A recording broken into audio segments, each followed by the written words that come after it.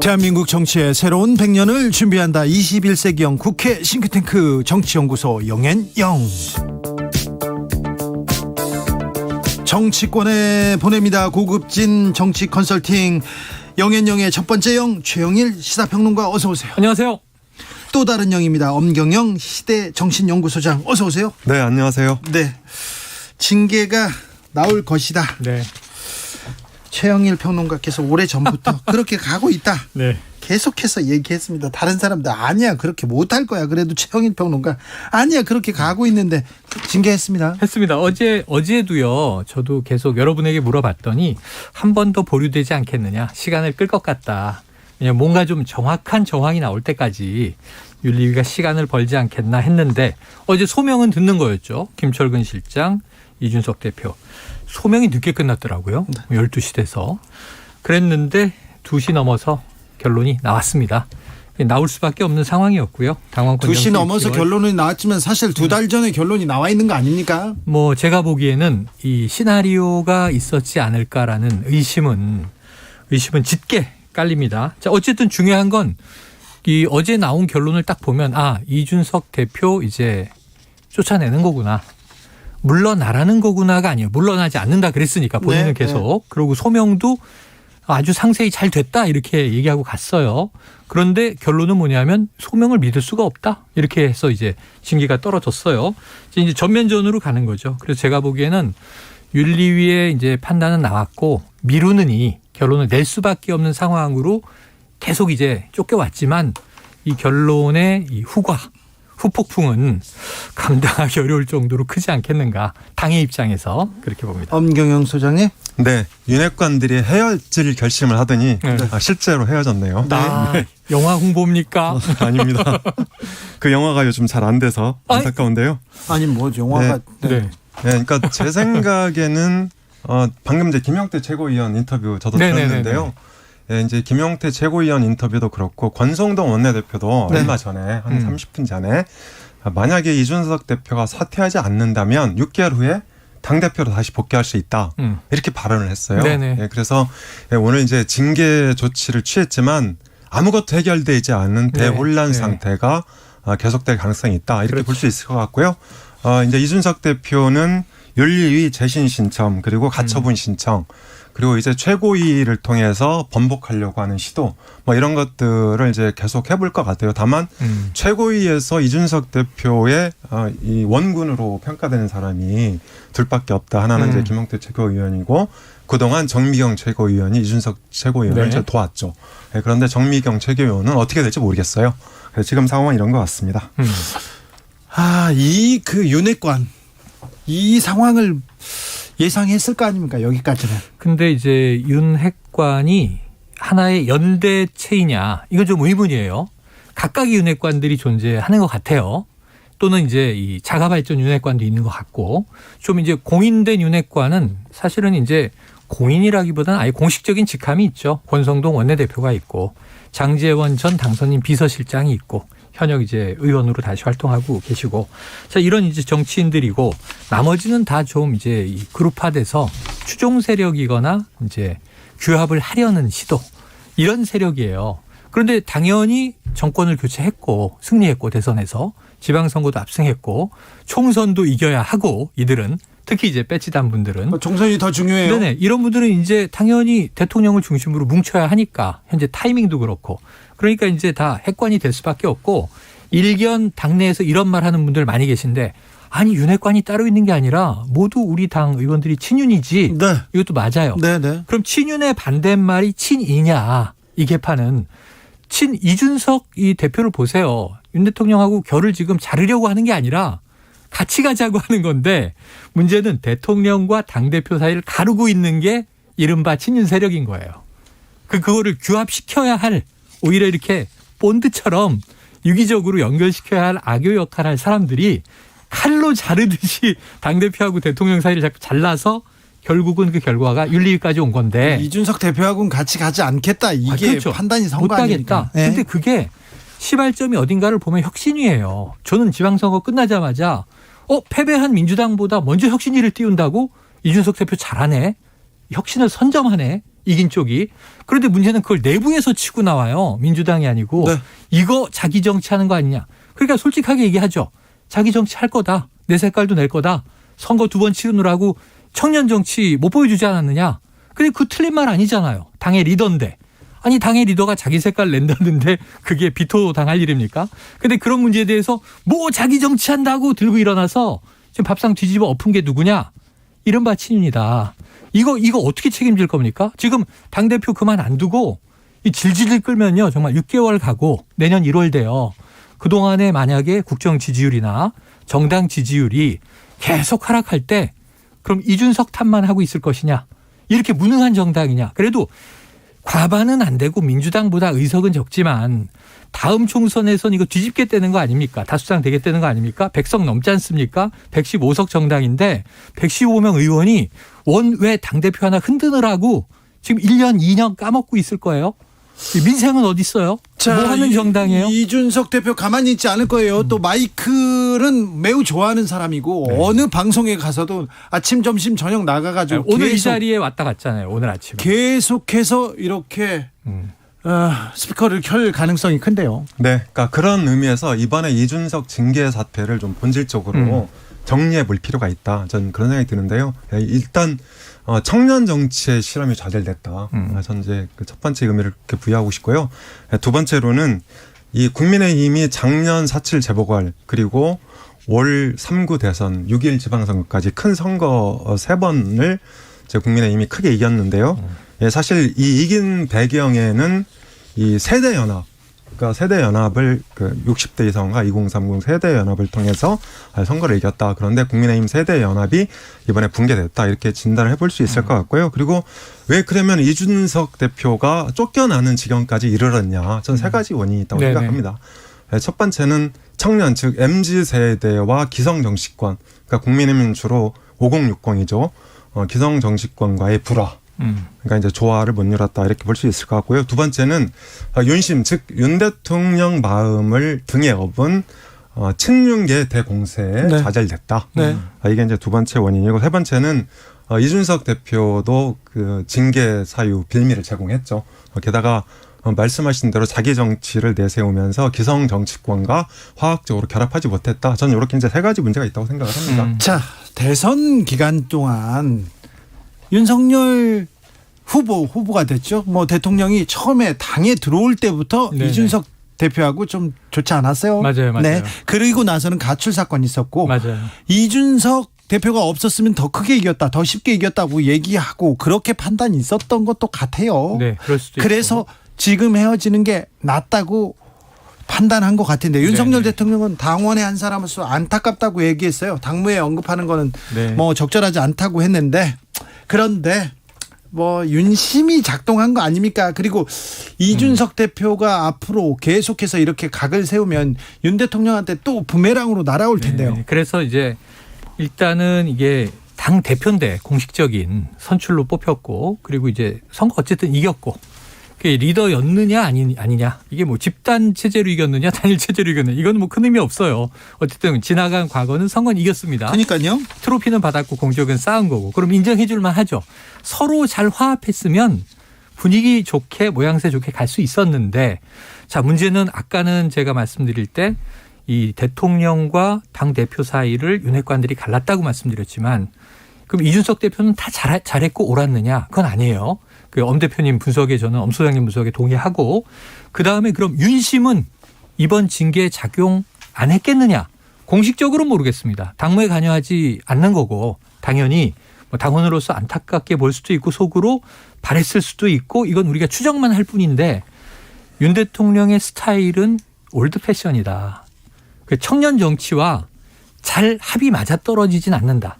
오히려 지금 검찰총장 시절에 이 검찰이라는 조직, 상명하복 조직이라든가 그 이후에 이제 이준석 대표를 계속 때렸던 당내 중진들 있죠. 대표적으로 최근에 우크라이나 갔을 때 정진석 그렇죠. 의원이라든가 장제원 의원도 마찬가지입니다. 계속 각을 세웠고요. 네. 권성동 이제 원내대표가 돼서 어떻게든 좀 합하려고 하고 배현진 의원하고 싸울 때 중간에서 어쩔 줄 몰라 했지만 사실은 뭐 이제 이준석 대표를 잘 이렇게 함께 파트너십을 만들었다고 보기도 어려워요. 그래서 제가 보기엔 윤 대통령의 마음도 네. 이 대표 스타일에서는 떠났고 네. 이거 합이 잘 안 맞는데 네. 이건 대선 과정에선 참았죠. 대선 과정에서 후보니까 참을 수밖에 없었는데 그렇죠. 이제는 안 권력 참는다. 장악했고 네. 참을 이유는 없어졌다. 자, 이준석 대표 위기다. 윤석열 대통령 스타일상 네. 이준석 대표 같은 사람 싫어합니다. 안 맞습니다. 이준석 대표 스타일상 윤석열 대통령 같은 사람 싫어합니다. 서로 싫어하는 거를 숨기지 못했어요. 네. 그러다가 이번에 이렇게 딱 나왔습니다. 이준석 대표가 2030을 대표하는 정치인이다. 청년 정치를 대표한다. 다 받아들이기는 어렵습니다만 네네네. 그래도 뭐 그런 상징성이 있는데 이렇게 파열음을 보입니다. 자, 여기에 국민은 없습니다. 민생도 없고요. 그래서 지지율이 뚝뚝 떨어지는 소리가 들립니다. 네. 지금 윤석열 대통령 지지율 40%가 붕괴됐죠. 30%대요 벌써. 네, 그러니까 40%가 붕괴된 예. 40%대인데 사실 윤석열 대통령 지지율 붕괴에는 두 가지 측면으로 볼 필요가 있을 것 같습니다. 첫 번째는 그러니까 직접적인 원인이 4개 정도 있다. 음. 그래서 첫 번째는 이 이준석 갈등, 예. 그리고 이제 두 번째가 인사 논란, 네. 그리고 세 번째가 윤 대통령 스타일이 되게 권위적인 말투, 네. 그리고 행동, 표정 이런 것들을 보여주고 있거든요. 그래서 과거에 진보 진영 대통령들이 이 수평적인 어떤 리더십을 통해서 지지율을 끌어올렸다면 이 이명박 전 대통령, 박근혜 전 대통령은 신권위주의 행태를 보이면서 처음에 지지율 잠깐 50%를 찍고 계속 내리꽂았거든요. 네. 이런 점에서 윤석열 대통령도 비슷하다. 그리고 마지막으로 김건희 비선 논란. 네. 이제 이게 직접적인 원인 4가지가 있는데요. 윤석열 대통령 지지율은 사실은 콘크리트가 아닙니다. 과거 보수 대통령들은 영남과 60대 이상. 그래서 대략 전체 유권자의 한 3분의 1, 35%의 콘크리트 지지층을 갖고 있었는데요. 윤석열 대통령은 CEO로 영입이 돼서 9개월 만에 당선이 됐단 말이죠. 그래서 영남이나 60대 이상이 콘크리트 지지를 보내고 있지 않습니다. 그래서 최근에 보면 영남도 하락하고 있고 60대 이상도 하락하고 있다. 이렇게 볼 수 있는데 윤석열 대통령의 최대 강점은 공정과 상식이죠. 예전에 이명박 대통령이 경제와 실용으로 지지를 확충했던 것처럼 윤석열 대통령도 마찬가지죠. 그래서 이 공정과 상식이 사실은 이 김건희 비선 논란이라든지 인사 논란을 통해서 네. 이 핵심 가치가 많이 훼손이 된 거예요. 그렇죠. 이것 때문에 지지율이 빠진 거거든요. 네. 네. 근데 이거 동의하면서 중요한 문제 하나를 말씀드리면 전 이게 더 좀 근본적인 문제라고 보는데 윤석열 대통령이 국정 운영의 비전과 방향 이러한 가장 중요한 전략적인 목표를 설정 못하고 표류하고 있는 거 아닌가. 사실은 대통령이 되고 나서 되기 전에 인수위 단계에서 그걸 하는 건데 저의 느낌은 그랬어요. 인수위는 안철수 위원장이 붙들고 뭐 청사진 그린다고 하고 국정과제 100대 이상 과제 발표했잖아요. 근데 윤석열 대통령이 그걸 다 직접 참여하고 아니면 최소한 보고받고 이해하고 습득하고 학습을 해서 자기화했는가에는 의문점이에요. 왜냐하면 일정이 바쁜 것도 이해가 되죠. 이 국민의 대표, 국가의 대표니까. 그런데 문제는 윤석열 대통령이 후보 시절에 지금 선거를 이기면서 쭉 뛰어오고 당선 딱 됐을 때 통합 메시지를 이야기할 때까지 좋았어요. 근데 그게 선거의 목표였던 거예요. 선거의 목표가 뭐냐? 정권 교체. 네. 그게 이루어졌어. 그 이후에 안 보여요. 그럼 그 다음에 목표가 이루어졌으니까 이제 성취된 단계 정점에 있는 거예요. 그럼 그 다음에 민생이건 국정이건 뭔가 만들어져야 되는데 제가 보기에는 지금 2달째 혼란이다. 일단은 뭐 주어진 닥치는 일정. 바이든 대통령 오니까 만나야지. 그렇다면 이제 한미 관계 얘기해야지. 자, 나토에서 초청했으니까 가야지. 가서 뭔가 하는데 얼굴만 익히고 온다. 뭐 이제 이런 지금 상황으로 대응을 하는데 이게 한마디로 말하면 임기응변 급조된 대응 아니냐. 중장기적인 비전이 있고 단기적인 그 단계별 목표가 설정되고 시스템에 의해서 가야 되는데 지금 조금 걱정되는 건 윤석열 정부 특히 대통령실이 이제 그 사령탑이니까 네. 컨트롤 타워에 지금 시스템이 안 보인다. 자, 시스템 안 보인다. 정책 비전 안 보인다. 거기에 대해서 얘기해야 되는데 지금 명확한 대답을 못 하고 있습니다. 아까 비선 논란, 인사 논란으로 공정과 상식 이거 의심받고 있는데 거기에 대해서도 해명을 제대로 못 해요. 잘 못하는 거 이걸 잘 보여줘야 되는데 이거 굉장히 잘 못하고 있습니다. 속보 알려드립니다. 아베 일본 전 총리 사망 공식 확인됐습니다. 아베 일본 총리 사망 공식 확인됐습니다. 자, 정책 비전 못 보여주고요. 그리고 공정과 상식이 의심받고 있습니다. 거기에 대한 해명 못하고 있다는 얘기합니다. 네. 대통령이 나와서 국민 앞에서 얘기를 합니다. 기자들한테서. 그런데 거기서 좀 신경질을 내요. 이 부분 보여줘야 될까? 이거 잘못됐다고 그래서는 안 된다는 얘기를 누군가 해줘야 됩니다. 사진 한 장이 보여주는 힘이 있지 않습니까? 그렇죠. 근데 거기에서 지금 국민들이 원하는 대답을 안 하고 쇼도 못하고 네네. 거기다가 혼자 즐거워요. 아하. 이런 부분은 좀 총체적으로 좀 냉정하게 따져봐야 될 대목인데 그러지 않은 것 같습니다. 네. 제가 말씀드리기 전에 한 30초만 시간을 주시면 네네네.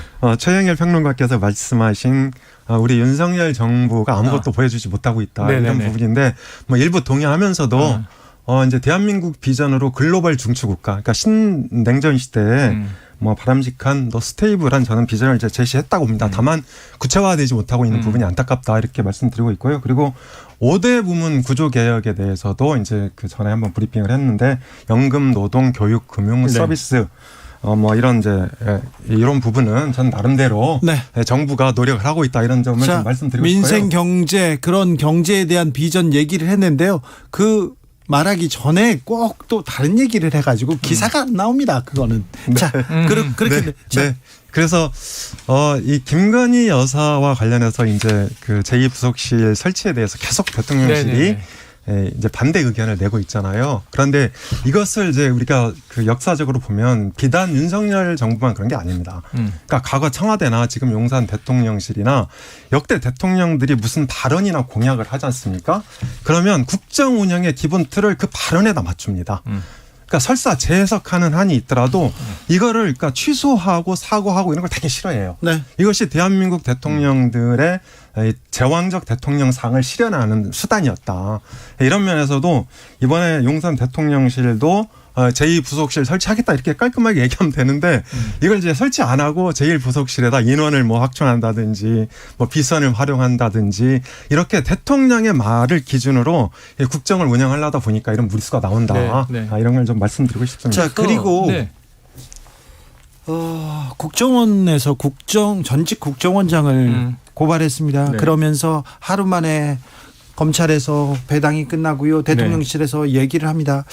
자, 지금 이 정부가 이 위기를 사정으로 전 정권을 잡고 이렇게 돌파하려고 하는 거 아닌가 네네. 이런 얘기 나옵니다. 저기 너무 이상한 게 국정원이 전 국정원장을 고발했다. 고발할 수 있어요. 아니 뭐 비위나 문제가 있으면 고발해야죠. 네, 자, 잘못했으면 그런데 네. 여기서 제가 한번 여쭤볼게요. 국정원이 고발을 했어요. 기관이. 그럼 누가 결정한 거예요? 현 국정원장이 결정한 거잖아요.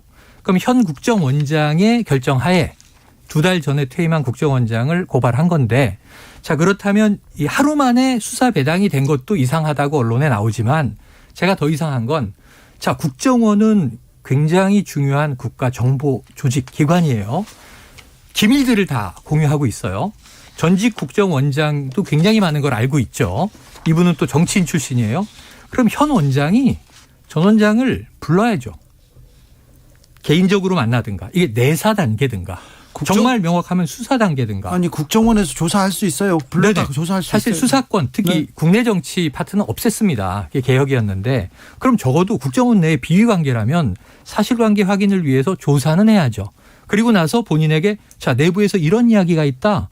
당신이 해임한 이 전직 국정원 요원들이 이런 이야기를 나에게 제보했다. 어디까지가 사실이냐. 그리고 이제 본인의 소명도 들어봐야 되고 또 따져 물을 걸 물어봐야 되고 자 그럼 이것은 고발한다. 우린 법적 조치할 수밖에 없다. 이렇게 돼야 되는데 지금 박지원 전 원장은 오늘까지도 난 아무 얘기도 못 들었고 언론에 난 기사 보고 내가 뭘 삭제했다는 건지 삭제한 것도 없고 지금 이런 얘기하고 있단 말이에요. 이게 넌센스예요. 코미디 아닙니까? 이거는 첩보 영화에 이런 장면을 등장하면 이거 알고 쓴 거야? 이렇게 시나리오 작가가 네. 욕먹을 판이에요. 예, 그러니까 저도 이제 그 여기 나오기 전에 내용을 쭉 검색을 네네네. 했는데요. 국정원에서 내부 감찰을 통해서 2019년 어부 강제 송환 그리고 이제 2020년 월북 논란 그러니까 이것 때문에 그 서해 비력 문제점을 사건. 발견하고 고발했다 이렇게 이제 공식 입장을 내놨어요. 그래서 저는 이게 민주당도 자초한 측면이 있다. 사실 박근혜 정부 때 국정원장 3명이었습니다. 남재준, 네. 이병호, 이병기 이렇게 3명이었는데 이 개인 비리도 아니고 전부 다 과거 관행으로 했던 쌈짓돈 주는 거 이거 이제 특활비 상납건으로 다 구속이 됐단 말이죠. 네, 맞아요. 그리고 고강도 인적 쇄신을 했다. 이런 면에서 저는 민주당도 스스로 자초한 측면이 있고 또 그 당시에 민주당한테 이게 책임을 물어야 되는 건 아니고 국정원이 제가 그 수사 취재 열심히 네. 했거든요. 근데 국정원이 자료를 안 줘가지고 굉장히 고생했는데 그때 수사를 지휘한 사람이 윤석열 검사였어요. 윤석열 한동훈이 아주 집요하게 해서 특활비, 뇌물 이런 걸 가지고 세 명이 입건되고 구속됐죠. 네. 네, 그러니까 인정합니다. 자, 그래서 다만 이제 이 사안의 특성, 그러니까 예를 들어서 어부 문제라든지 이 월북자 논란은 그 대한민국 국가 또는 정부의 존재 이유, 정체성과 관련된 부분이거든요. 그리고 유족이 계속 문제 제기를 했고 당시에 논란이 많았는데 민주당 정부에서 그냥 눌러서 주저앉힌 사안입니다. 그래서 저는 이번 사건은 어떻게든지 한번 점검하고 넘어가야 된다. 그렇게 생각합니다. 점검하고 넘어가는 게 좀 맞다고 보고요. 문제 제기가 됐으니까. 네. 전 유족의 입장은 100번 존중을 해요. 네. 유족의 입장은 유족의 특수한 입장이에요. 그런데 이제 우린 일반 국민이니까 우리가 사실관계를 모르잖아요. 그럼 자, 사안 1. 서해 공무원 피격 사건. 당시에는 월북 정황이 있다고 했다. 보도된 거 분명히 우리가 보고 들었어요. 근데 이번 정부는 월북 정황이 없었는데 그렇게 발표했다. 그럼 누군가 잘못한 거잖아요. 그럼 팩트 체크가 제일 기본이죠. 우리가 언론이니까.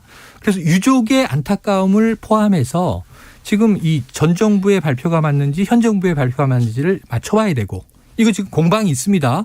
대통령 기록물 열어라. SI 열어라. SI가 이번에 지금 연결된 거잖아요. 예. 이게. 또 하나는 송환 문제가 16명을 피살하고 이게 그 월남하겠다는 의도가 없었다는 전 정부의 발표와 네.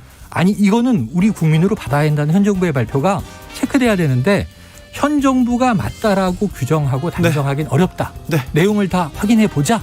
그 정치권이 알겠습니다. 해줘야죠. 제가 국정원 취재 많이 했는데요. 국정원 직원들이 근무 시간에 골프 치러 갔어요. 네. 근데 공이 잘못 맞아가지고 옆에 서 있는 여자 국정원 직원 머리에 맞아가지고 아이고. 실명됐어요. 저런. 그런데 취재를 하는데 서로 덮어가지고 이걸 취재하기 어려웠는데 국정원에서 전직 국정원장을 고발한다. 이건 또 헌정사회 아니죠. 희한한 일이죠. 희한합니다. 희한한 일입니다. 두 분 감사합니다. 네, 고맙습니다. 감사합니다. 네.